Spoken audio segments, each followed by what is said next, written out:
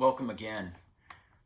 Today, I want to invite us to think about how it is we actually become disciples of Jesus, become a learner of his way, an apprentice of his way of life. If you've been following with us over the last 10 days or so, we've been talking about first having a renewed vision of who he is, intending to do something about that renewed vision. And now what's left for us to make this change in our lives is to have the means of that. And I want to read for you the lyrics of a song, an old hymn called Sweet Hour of Prayer.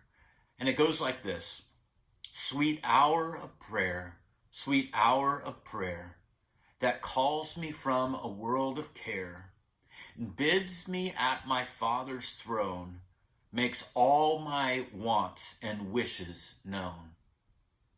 One of the means that the Lord has given us to deepen our relationship with him is one of prayer. And I'm going to confess something to you, that this perhaps is one of the most difficult things for me and perhaps many of you, is what does prayer look like? And setting aside time to perhaps read God's word, but in a prayerful way, asking the Lord to speak to you through it, listening, simply being silent and quiet before God and seeking to learn how to hear his voice in our lives. These are all disciplines that have been handed down throughout the centuries that help us to further our relationship with Christ.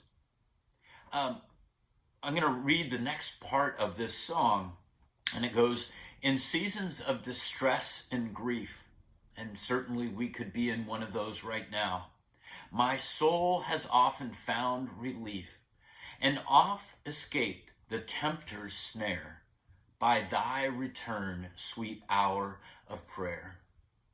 Here the writer of this song shows us that in seasons of grief, it is that time spent listening to God, praying to God, asking for our desires, making our desires known to him, making all of our requests known to him, as the Apostle Paul said.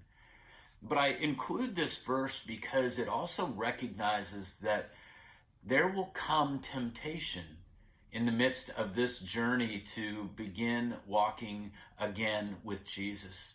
The tempter will want to say to us, whisper to us, that this is a waste of time. That God, does he really hear you?